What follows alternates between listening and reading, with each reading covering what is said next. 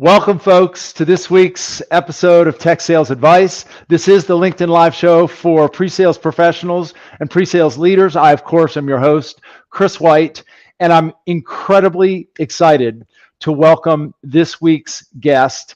He's one of the co-founders and CEO. Am I right about that? CEO of Homerun? COO. Okay, we got to get the. And by the way, folks, these are live conversations. If it's not already obvious, we do these live. These are unscripted, unrehearsed, and unpredictable by design. I am with the co-founder and COO of Homerun Presales, Mr. Brian Lewis, someone I've gotten to know quite well over the past year or so. Brian, thank you for being here, sir. How are you, my friend? Hey, Chris, I'm good. I'm happy to be here. I've been looking forward to this for a while now. I think today's going to be a fun conversation.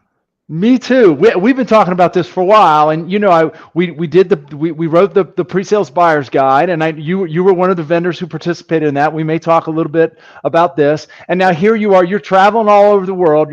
You've actually given up an evening, if I can say, early evening you're in Rome. Am I correct about that? I am. Yeah, so you're traveling around the world with your wife who does some international work. You've given up an evening to spend some time with us. Well, it's a delight to have you. By the way, if we have anybody on who cares to say hello, we don't see you folks, so if you want to say hello, please do so. If you have any questions for Brian or myself, by all means, please ask. So Brian, you have a background in pre-sales. And then you and I think your brother decided to build something to help yourself in the role, and you decided that, hey, this is actually good enough for us to actually turn into a product. Let's start with your background. Do you mind sharing a little bit about how did you find this profession called pre-sales? Yeah, so I think like a lot of people, I did not say I'm going to go into pre-sales. I actually did a PhD in operations research, which is applied math to business decision making. I was doing that work in supply chain management and analytics, and said, okay, I want to go into software or consulting to actually implement in real life everything that I had been trained to do. And I found a company that at the time I thought was a much bigger company because they had tons of the Fortune 500 logos. And I got there, it was a little company called Vanguard Software. And it was the founder, Rob, his wife part-time, and his buddy, Stu, was the company. So, okay, it's not the big company I thought it was, but hit it off with that team and went into a role which basically was everything other than software development and accounting and a little bit of marketing. I was doing everything else, the sales, the pre-sales before I even knew what that word was, the post-sales, the product management to help the software development.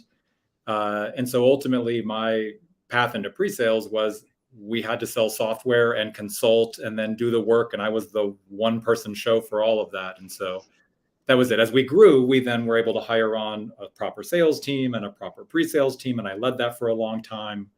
Had one leg into product management at that point because I had such a long tenure with the organization. I knew the product in and out and the roadmap and what the market was looking for. So ultimately, anyway, that was my path into pre-sales. Absolutely. But by the way, I don't think I knew that you had a PhD, and had I known that, I may not have welcomed you onto this show, because we are not at a PhD level. So you have to keep the PhD speak to yourself.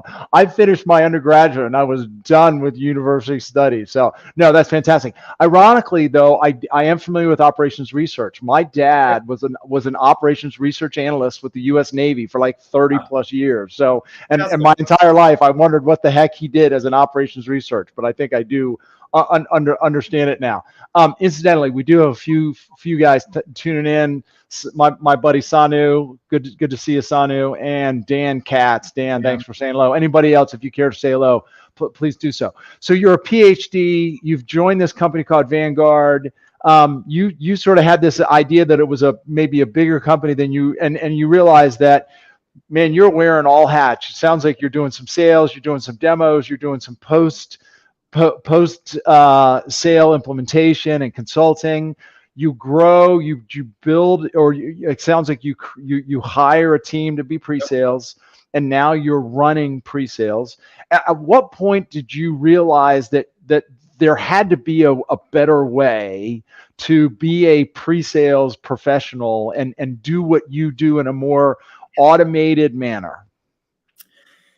I mean, in those earliest days, I was kind of naive about how business worked because I was just out of school, then graduate school. So I had, no idea what I was doing. And when I asked Rob, well, how do I sell? He's like, I don't know. If somebody emails or calls us, ask them what they want and see if we can help.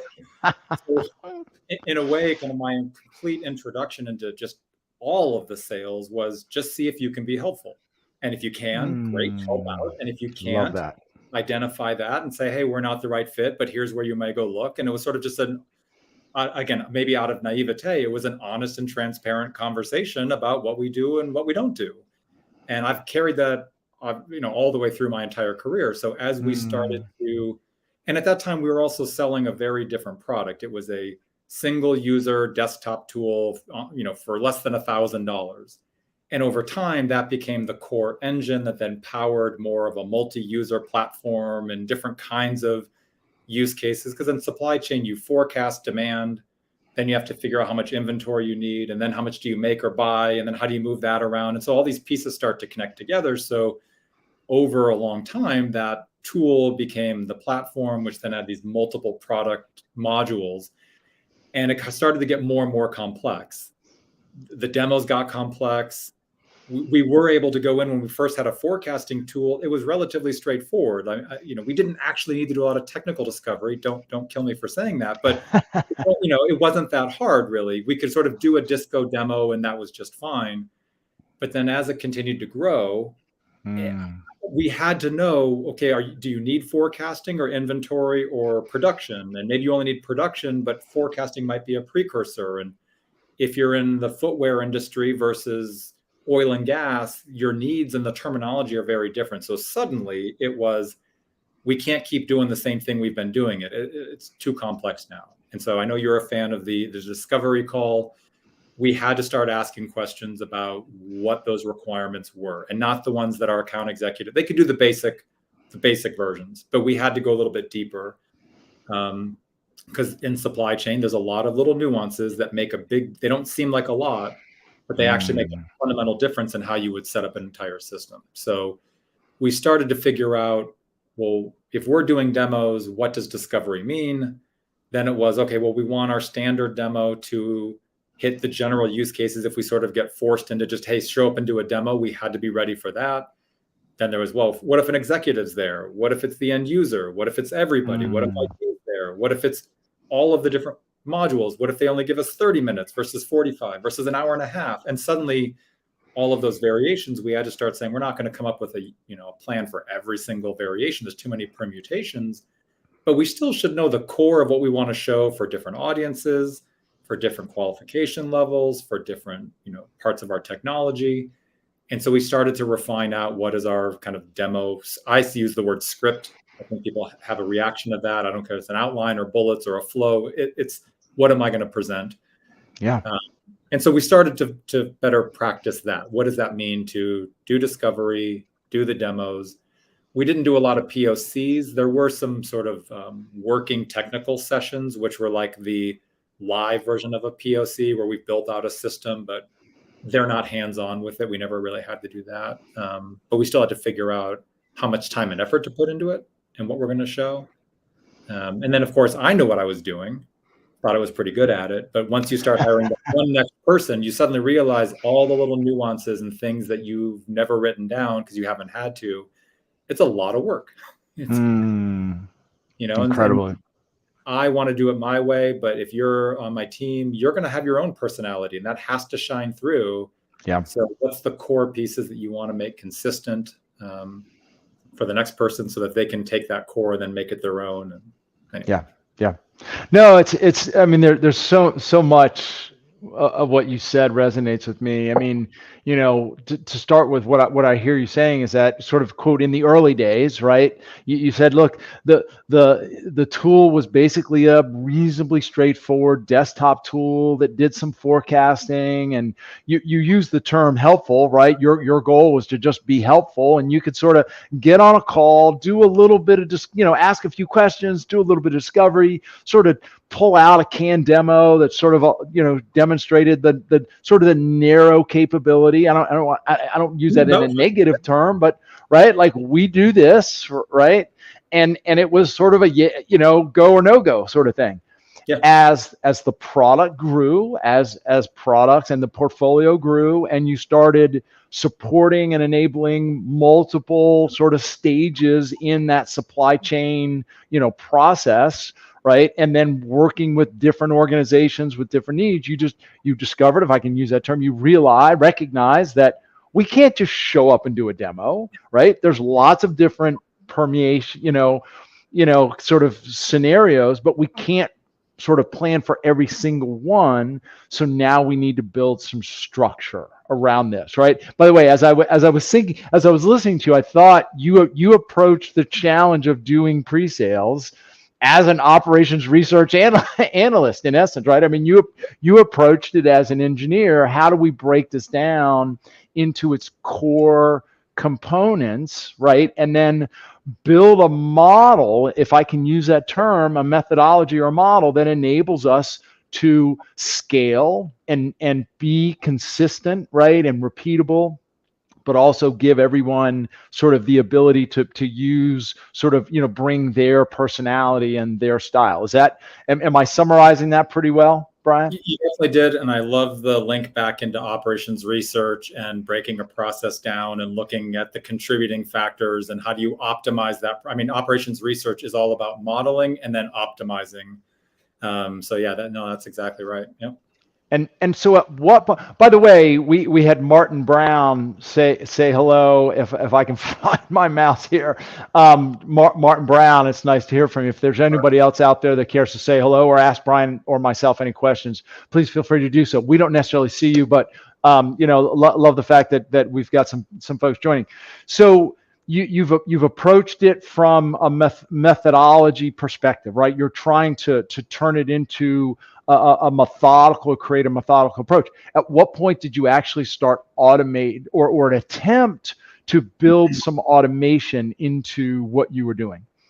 Yeah, I mean, when I was going through this, in supply chain, right? If I'm selling to New Balance, which had been one of our customers, they're releasing product on a very frequent basis, right? New styles, new colors, it's a rapid product release, but the dev cycle is really long because you've got these long lead times in apparel and footwear manufacturing. That kind of company, they think about the world very differently. I mentioned oil and gas, oil exploration, or is it parts? Is it spare parts? That's also very different than, Caterpillar engines, which was also one of our customers. They're making big engines. They kind of have a sense of what people are going to buy, and, skull candy with earbuds and all kinds of stuff in between. And so suddenly the way you would present, the value proposition was always the same. Better forecasts lead to the right amount of inventory, lead to the right amount of production and procurement, lead to the right amount of capacity, and so on. But the frequency with which you release products, and that dictates the inventory or the way you might forecast and the techniques you would use. So suddenly we found ourselves trying to figure out, like the classic, well, our demo's a dining room table, which people get because it's one tabletop and 4 table legs. And we also have a stool that goes with it, or a chair that goes with it, or a bench. And imagine your shoe as our table. You've got one shoe bottom and one shoe top, and things like that. And it works, but it's not ideal. So we started to look at how do we swap out the data to better enable, the different industries, because context can be very specific. So at that time, there was, at least I didn't have access to any of the demo automation tools. I'm glad to see a lot of them popping up, because that would have made our lives so much easier back in the day. Instead, we brute forced it. We actually modified product to make it a little bit easier to import and swap out data. And we looked at, if we switch just this part, the rest of it can be our stuff and dummy data, nobody cares, but just these labels and just this data needs to be theirs. And we kind of found our little hack, is sort of too bad of a word, I suppose, but they were kind of like hacks to get the demo set up the right way that we wanted. So we kind of learned how best to do that, and how much, the other thing, I had a great sales engineer, his name was Avi, who always talked about, well, how much time and effort do we really want to put into this deal? Yeah. And at that phase, we were kind of in our growth mode. It was logo grab time. So we wanted every deal. That's the growth mode we were in. And he still said, do we really want to put effort into this deal? And we would say, yes, they're all important. And then we would get to a point where we were super time crunched with very little time. And one of those deals that probably was a low chance of closing, we put a lot of time and effort in, and it was too late to back out now. And then a lot of the other deals, we had to sort of rush job it because we sort of had, in the end, misallocated our time. And so he was a broken record with that. And I think it was really smart that he called that out always about, well, how do you know where to put your time and effort? And it took us a while to start to figure out, well, that means what kind of deal is the right deal for us? What kind of customer do we really want? How do we be efficient with our resources? Because there's only so many of us, all the classic stuff that you would start to ask yourself when you find there's not enough time in the day to service all the deals that are coming in. Right.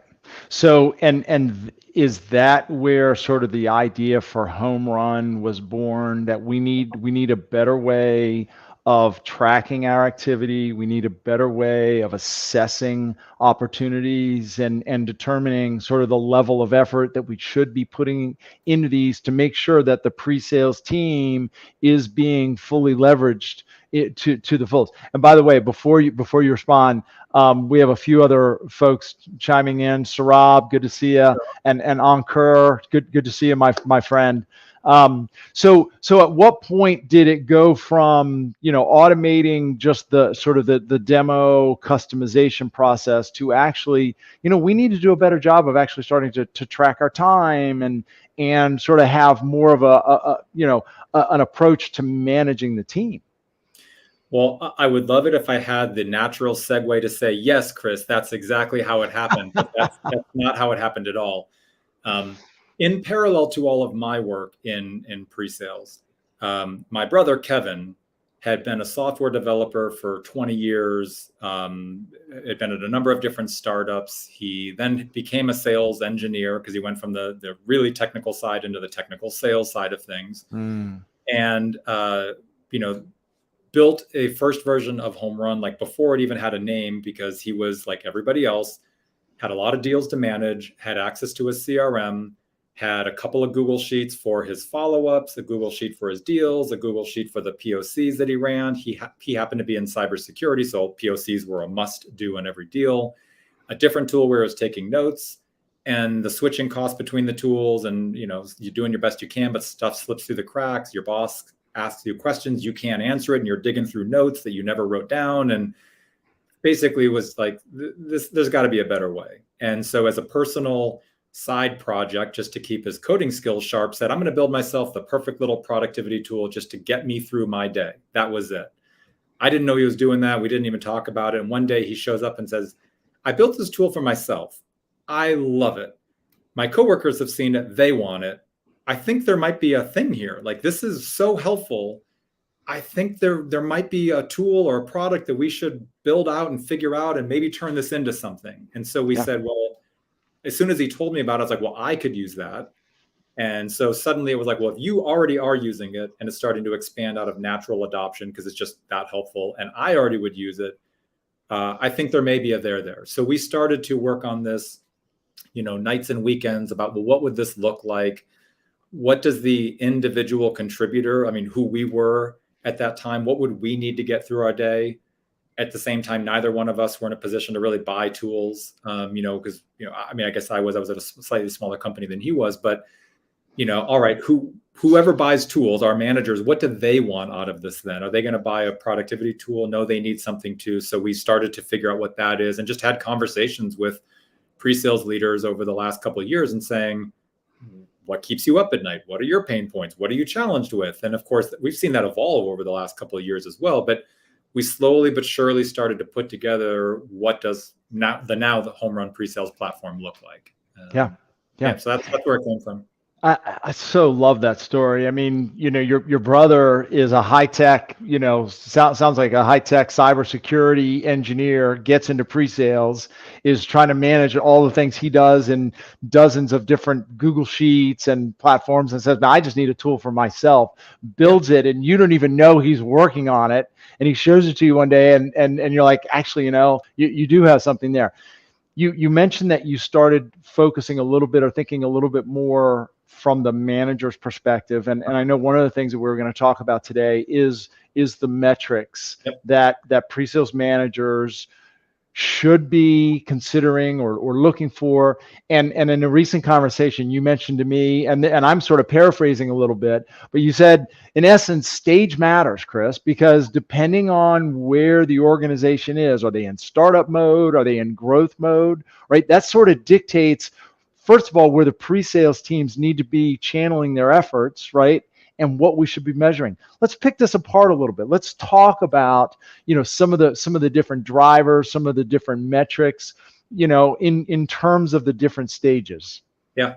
No, absolutely. I mean, as Kevin went through multiple companies and they went from early stage startup to growth stage into established enterprise, or did so through acquisition or however they got there, and through my own experience going through kind of multiple stages of a company, it does change. I mean, and I think, the metrics change. Because at the end of the day, the metrics are just what's important to us as an organization, right? And then we start to say, well, how do we define that? How do we quantify it so we can measure it and then see if we're doing okay? But the metric is just a proxy for what's important. And then if we know that, then you start to look at, how do we define good versus bad? Are we doing well or not well? And then how do we start to, back to operations research, how do you optimize this? What kind of people and process and tools do we need to have in place to make sure that we can achieve the goals for those metrics that are important for our company right now? And then also be aware that in 6 months or a year or 2 years or 5 years or however long it takes, those needs are going to grow and evolve, and therefore your metrics, people, process, and tools are going to grow and evolve as well. Yeah. So let's talk about the early stage. And you mentioned it a moment ago. This is sort of, you're just focused on logos, right? You're focused on. So how does this affect the pre-sales team and the leaders and what they should be measuring? Well, and I would say if you're in the startup mode and the early stage startup, I think it depends on, like, are you the really early or the little bit later early? There's a couple of even variations within there. I think even in that early stage, yes, logos are important because revenue ultimately is the lifeblood of a well-run company. Now, you may be in a highly funded company and therefore you're spending ahead of revenue. And so it's a slightly different perspective where logos are important, but funding is sort of fueling the company, where logos are now suddenly less important. But in those earliest stages, I think you are in learning mode, right? That's really the mode that you're in, because you may not have your product fully baked yet, or maybe it's baked, but you're still refining it. Your product market fit is still in flux. You think you know your buyer personas, but are they actually the buyer personas, and the pain points they should have, do they actually have? And even if they have them, are they actually spending money to solve them? You're going in with a lot of hypotheses that really take years to really figure out. Product, messaging, value props, certainly your sales motion. I mean, yeah, lead, qualification, demo, maybe something else. Okay, that part's set, but like the details and how does content figure in and things like that. So those early stages, it is learning mode, and I think the what's important to you is going to be, what do you learn? And I'd like to talk about, you can't just learn it, because I'm going to talk to a prospect in technical discovery and I'm going to ask some smart questions and hear some good answers, and I'm learning. That's great. And then I move on to my next call. But if I don't actually capture any of that learning kind of in that moment, the moment I go on to that next call, I'm starting to forget stuff. And then it's Absolutely. next week, and then I don't remember what it was, but somebody said there was something important, whether it's a technical need or a feature that they need or something that's just important to them, or that pain point, you start to forget. So you got to learn, you got to capture. But then if I capture it, it helps me close that deal, because I can remember what I need to remember for the next call that I'm going to get on. But if I don't share that, it's a huge missed opportunity for this early stage startup, because Product needs to know what you're hearing. Marketing wants to know what you're hearing. The post-sales team needs to know. I mean, they're new as well. They're trying to figure out, what does post-sales and customer success look like? They want to have a good experience. And those early customers, the first 50, 100, are really important. You want to have a great experience. They don't want to start over from scratch on post-sales. And. So learn, capture, and share become the dominant mode there. And so your metrics start to look at, well, are we learning? Are we capturing? Are we sharing? And always through, no matter what stage, yes, win rates, right? Yes, utilization a little bit. What kind of activities are we engaged in? Things become important. But I think early stage is about learning, and the metrics around that. Well, and there, a couple thoughts come to mind in hearing, you talk about this. First of all, just as a pre-sales engineer, I think it's important for us to understand that if we're joining an early stage, startup, there's gonna be a little bit of chaos, right? And there's going to be probably more questions than answers. And part of your job is to throw yourself in there, see what works, see what doesn't, hear what customers are saying, right? Learn more about the product, and be that not sort of information gatherer that you can bring back, right? So don't enter that engagement or that opportunity, that role thinking everything's been figured out. It's just, step in and turn the crank, right? You're now part of the team trying to figure it out, right?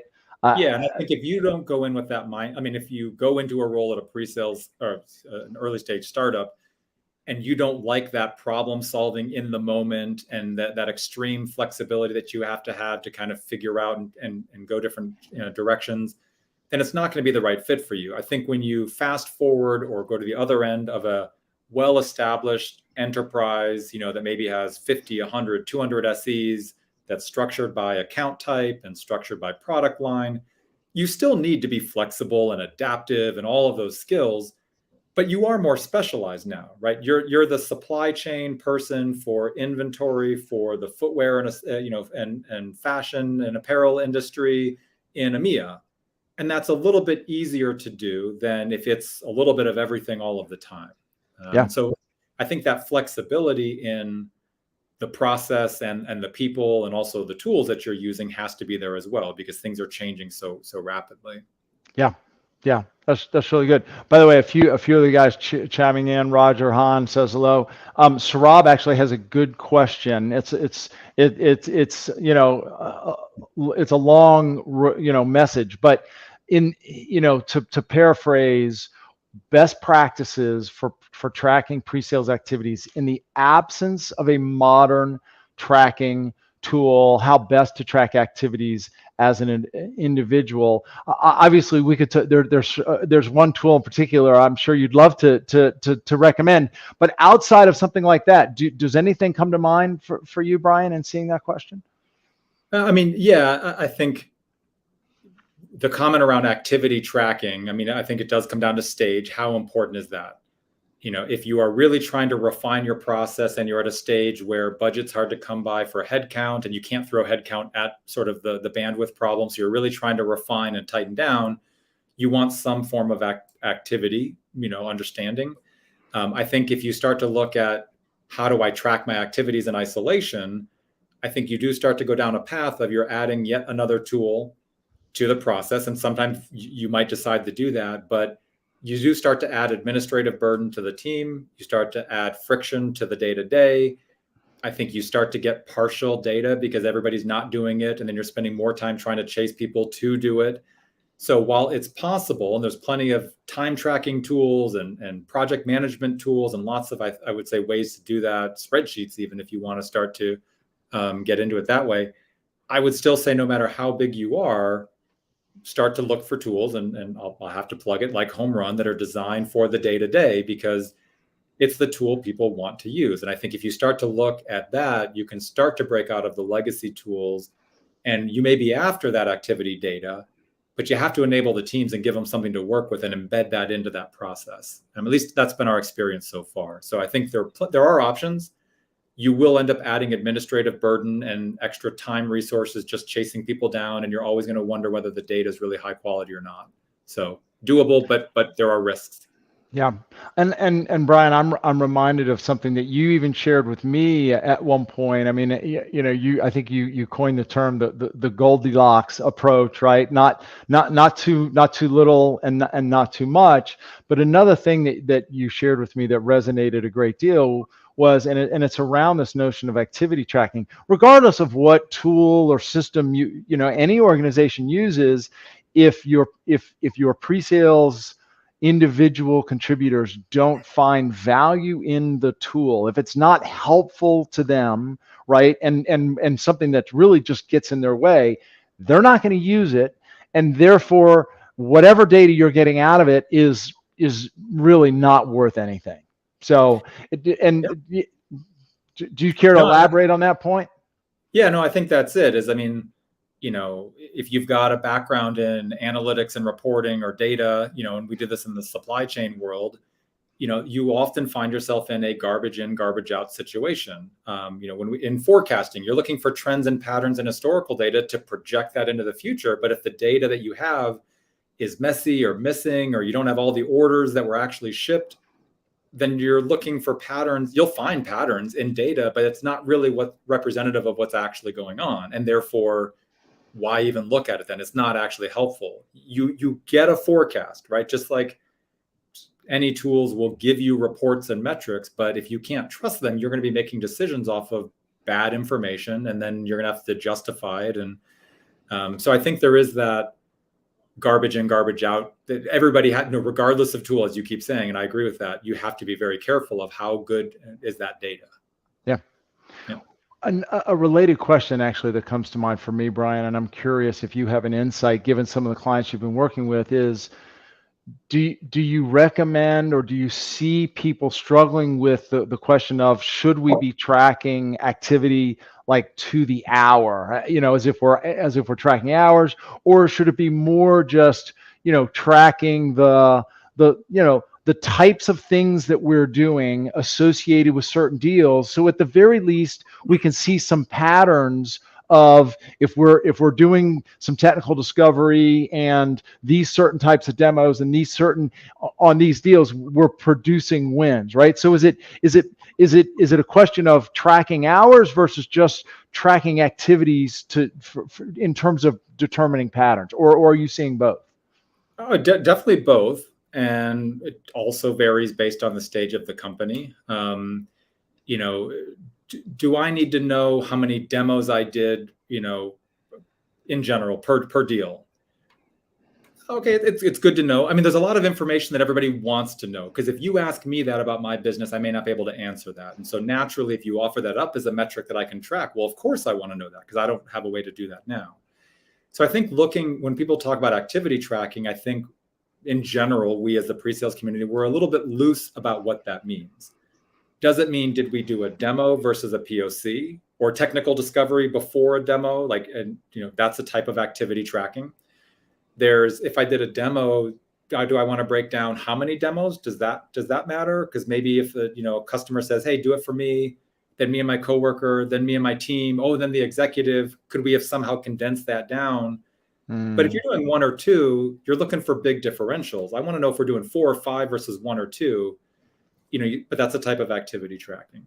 Yeah. Then you might be looking at activity tracking related to the assets that we're using around, is it a standard demo that we give, or are we customizing the demo? Or, for some companies, again, depending on your stage, you may have 10 different demo assets you can choose from to show based on technical requirements or industries. Well, which ones are getting used? Do we need more? How often are they getting used? Because it's expensive to maintain those demo environments. So there's a lot of different ways to break down activities in terms of what, how detailed, how many. And then you start to get into the time aspect of it. Because I may want to know, you did one demo, but you took 12 hours to prepare for it because it was a custom demo. That's a day and a half out of a busy week. You can only do so many of those before your week is full. You can do 5 or so, less than that, before your week's basically full. That's going to be a problem, because that's not enough deals, right? You're not supporting enough deals now.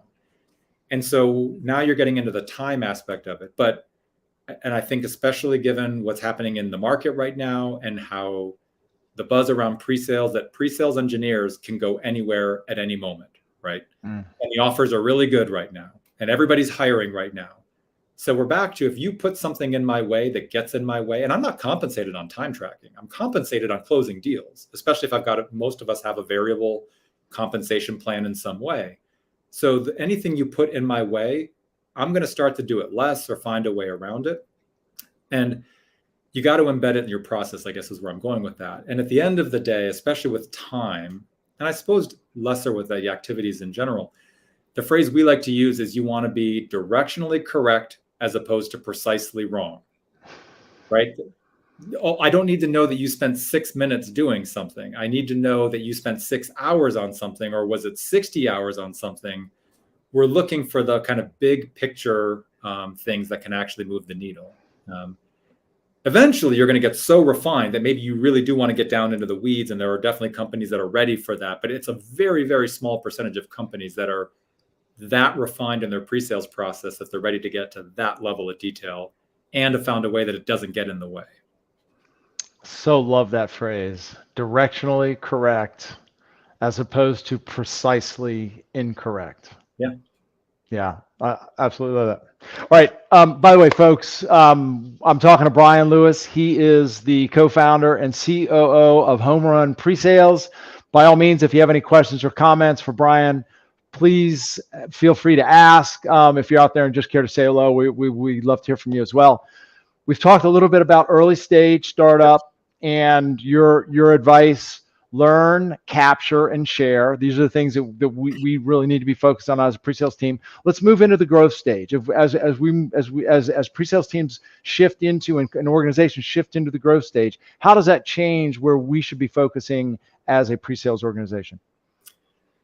So I think when you start to get to the growth stage, more or less, you have figured out your product market fit. You've got a generally available product that is, mostly bug free, right? You kind of know what it's going to do. You've worked that out.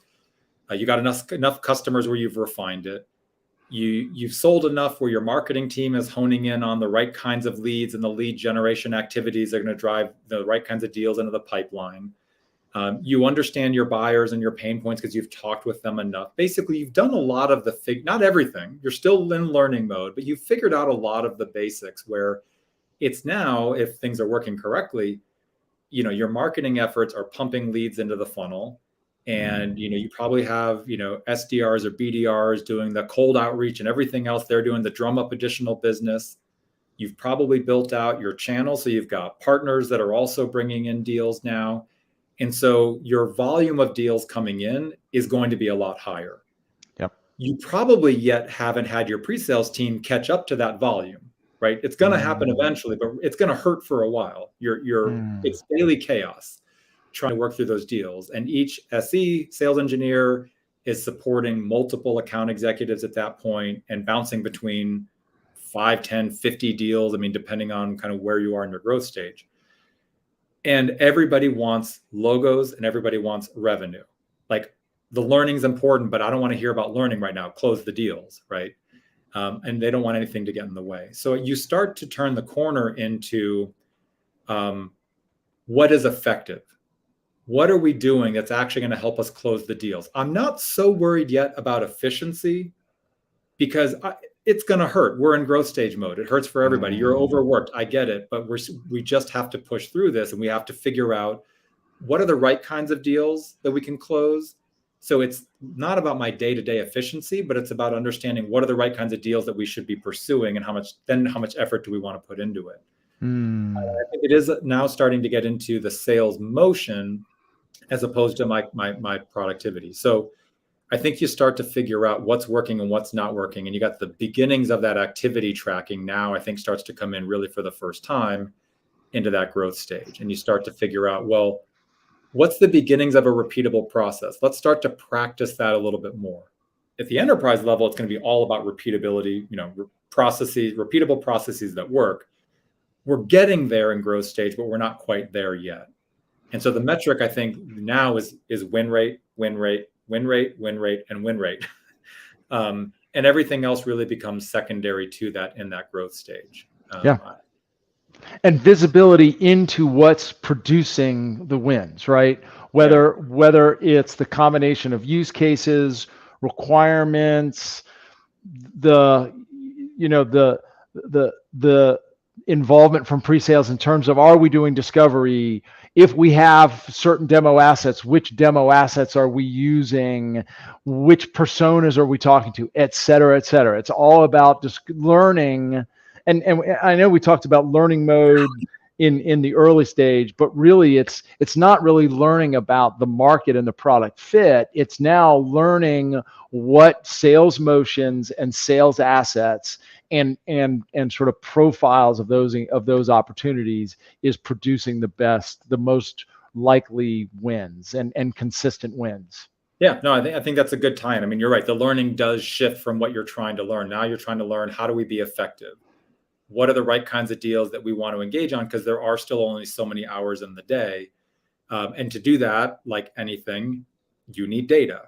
You have to understand, well, how do I know that this is a good deal or a bad deal? And if I look at my win and loss rate, it's X versus Y. Is that good or bad? But if I'm losing deals, do I understand why? And there's going to be the classic, oh, they didn't have budget, or there was a reorg and so we lost it, or it was politics. There's going to be a lot of the business related, why did we lose? But from pre-sales perspective, that's a little bit outside our control, right? I mean, that's exactly sort of the account executive's territory to sort of work through that part of it. We need to understand, I'll make this up, our product that we're selling, it is hosted on, does really well when companies on AWS, and it struggles when it's on Azure because we haven't built out certain parts of it. You probably know some of that just being a good sales engineer about your product, but capturing the data to understand that and say, well, we can actually show there's a correlation here. And correlation doesn't always mean causation. So there's always that part of the data analysis that comes into play. But you got to start slicing and dicing those metrics and saying, do we understand the profile of what wins and what loses? And back to, we used the term permutation earlier. There are so many different permutations of this technical attribute and that one plus this one and that one wins more often than not. But then if you swap this out, you lose more often than not. So do we understand why? And you got to be capturing that data. So you have to have people that know how to ask the question, but you can codify that and say, look, this is what we need to know. But then you've got to have a process to actually say, look, we're going to capture this. And then the tools to be able to support that. I mean, once again, tooling that can't get in the way. Now, this is one where it gets a little bit better, because if you have tools that allow you to capture that technical profile information, all those different technical attributes, I actually need that as a sales engineer. It's not additive work, because the next time I get on a call with that prospect, I need to remember that they're on Azure, because I know we don't do well in that case, right? And so suddenly capturing it not only is important for the organization for all the metrics and learning about what's working, what's not working, but capturing it helps enable me to be more productive day to day. And so I'm going to start to want to do that as a sales engineer now, because it helps me just close my deals and solution better and consult better. The byproduct is the amazing analytics you get out of it.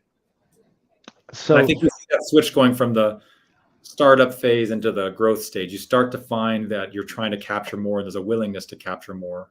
Yeah. Well, and I have to admit, I'm realizing that some of the organizations that I've worked with, I think they started worrying too much about some of the things that we're talking about here with the growth stage, right? Are we following the right process? Are we doing the right things before they did enough learning and capturing and sharing in the early stage, right? Like, and is this a mistake that you see? Do we start worrying too much about the process and the approach and the sales motions before we're really sure that the product is well positioned? We're talking, we understand the customer profile, et cetera. Do you see that at all? Yeah, I think definitely. I mean, it's easy. It's easy to want a million different metrics, right? And to say, oh, we need to refine our process. And I agree with that. You should have a lot of metrics, and you should refine your process at all times. But I think if you're focused on, your SEs know when they're overloaded and when they're not. If you really want to know, are my SEs overloaded? ask them. They will tell you. And if you've got a good team, you can trust what they're telling you. Where it starts to come into play is around how do you enable them to be efficient and effective, right? That's a phrase I always like to use, efficient and effective. They both have to be there. Effective because we have to close deals. Again, I mentioned earlier, we're not so worried about efficiency in terms of we're not trying to eke out, if I can save Brian 15 minutes, but what you need to do is you need to save me a lot of time. The switching costs between tools, and again, I have to talk about tools, but the switching costs between different tools eats up a ton of time during the week. And if I have to kind of connect the dots, that eats up time. And when I lose something or something slips through the cracks, I got to go find it and hunt for it, that loses time. And then you ask me as my manager what's going on with my deals, and I'm hunting through stuff, trying to figure it out to put together a concise answer, that loses me time. I don't need anything to tell me that. I know that. So really now just give me something to enable me to do my day-to-day better. And again, we think we've solved that from a tooling perspective, but that ultimately helped me in my day-to-day because I kind of know what to do. We as an organization kind of know what to do to sell effectively. We know this deal early. We have a good sentiment around it is going to be one of those deals that's going to be a time suck. And at this stage, you kind of know those deals. You want some data to start backing it up. But I think the core of it comes down to it's not that hard. Make me more efficient and effective day to day, big picture kind of stuff. Yeah. Later on, when we're a lot bigger, we can start to eke out every little performance improvement because now you've got 50 people. That's a lot of money on headcount. Now those little 15 minutes do start to make a big difference because it's at quote unquote at scale. Well, and so let's go there. So that's sort of the third stage that we were going to talk about is sort of this notion of established enterprise. And that's it, right? We've sort of, we sort of muscled our way through the early stage. We figured things out, right? And then we got to the point where now we probably, we're sort of in growth stage. We have more deals than probably we're equipped to handle, and we're counting on the heroics of a lean and mean pre-sales team, right? To just carry this load until we figure out what are the patterns that produce the best success and how can we scale. So now we're into sort of this more established enterprise stage. Now it really is about sort of fine tuning, right? Yeah, I think so, because your pre-sales team is much larger now. And again, much larger might be you're up to 10 versus 20 versus 100. I mean, it's always still relative. But I mean, you have now figured out product. You have a portfolio, probably. You have a well-established roadmap and a cadence for releases. And you're always still learning because any deal that comes in, you might hear something that is a blocker and maybe you could work with product to release it. Or if they say they can buy today, but they really need it for the future, it's essentially a sales or pre-sales commitment to product. And unfortunately, that usually we all find out about that on the product side once you've closed the deal. And it's like, wait a minute, we said what? So there's always still learning and capturing that goes on. But you do start to look at, and the phrase we like to use here is a repeatable process that works, which means we have codified we like to call them evaluation plans or playbooks. What does it mean to do technical discovery? If we're going to engage in that, let's start to really refine that and make sure that we're efficient with our time. And can some of that be done during the qualification stage? What parts are we comfortable letting an SDR and AE take on versus no, we need pre-sales to actually do this part? Should it be a separate technical discovery versus a disco demo? Everybody's got different opinions about that, but you start to refine that. How do we prepare for a demo? We can't just pull an asset off the shelf anymore. We should be thinking about it and the value proposition. And it starts to add in more things. But if you have a well-defined plan, then follow the plan. It becomes easier and easier. And then you can start to dissect that plan and say, is that working? And well, what if we swap out this demo asset? And also at that scale, you have enough repetitions and enough deals going through that you've actually got data to work with, right? I think any data collection early in the stages from early stage startup into growth, you're still getting data, but you have to be careful about what you can do with it. There's a ton of talk about AI this and machine learning that. And at the end of the day, if there's not enough data, you can't use that stuff. It doesn't work. Just like doing any statistical analysis on small data sets, there's just not enough there. The joke is if you look hard enough, you'll always find patterns. It was true in forecasting as it is in any kind of data analysis. But it doesn't mean it's right. It doesn't mean you should be doing that analysis at that stage. But at enterprise level, you have more to work with. Yeah. And a few hours here, a few hours there saved per sales engineer now suddenly becomes millions of dollars, if not more, depending on, again, how big you are. Yeah. Yeah. No, it resonates with me so much. Do you mentioned process, pre-sales process, evaluation plans. How important is it for organizations considering automation to really think through the methodology first and really be able to articulate it on a whiteboard before they try to automate through tooling? I think that's really important. And any process that you're going to attempt to automate, again, go back to my Vanguard software days, the founder, Rob, he always talked about, there's no point in automating until we've proven out a process works and is repeatable. Otherwise, you're automating a bad process. And so I think certainly taking a step back and saying, what motion do we want to go through? We're back to our operations research parallel. How do you break a process down? Which do we think are the biggest contributors to, and this is where you start to, and everybody likes to talk about pre-sales as a business. I love that because you start to look at what parts of this are going to add more revenue, what parts of this process are going to add more cost. We want more revenue and lower cost. That means we're going to be more profitable overall as a sales motion and therefore more profitable overall as an organization. And your C-level suite cares about the financials and how profitable you are, right? They're looking at costs of sales and so on. Yeah. So I think mapping it out and thinking through it, then you try and experiment manually first until you get a little bit of a sense of it. And then you can start looking at ways to automate it. Yeah. Yeah. Folks, I'm with Brian Lewis. Brian, if you can believe it, we've been at this for over 50 minutes, and I told you the time was going to go by very, very quickly. So, you've covered so many great ideas. I do have one final question for you, but before we get to that, anything that we haven't touched on that you were hoping that we would, have an opportunity to touch on before we land this plane here? Not in the time that we've got. I would love to go back and talk more about, we talked about some metrics, but a deeper dive into specifics. Happy to talk about that offline with anybody that wants to get in touch. I would love to go deeper on the people side of it and the kinds of personalities that you may want at different stages, because I think you can go really deep on that as well. Again, I'm happy to come back on or have people contact me separately, but no, I think otherwise this was the conversation, right? Things change as your company stages change and metrics dictate people, process, tools. That was the central theme. Yeah. I am curious, and this wasn't the last question, but I just thought of this. I am curious. Do you think, from your experience, is it far more difficult to introduce automation to an organization, to a pre-sales organization, after you've already maybe advanced to either the late growth stage or the established enterprise stage? And is it easier to do so early on, or is it not necessarily harder at one stage or the other, just different?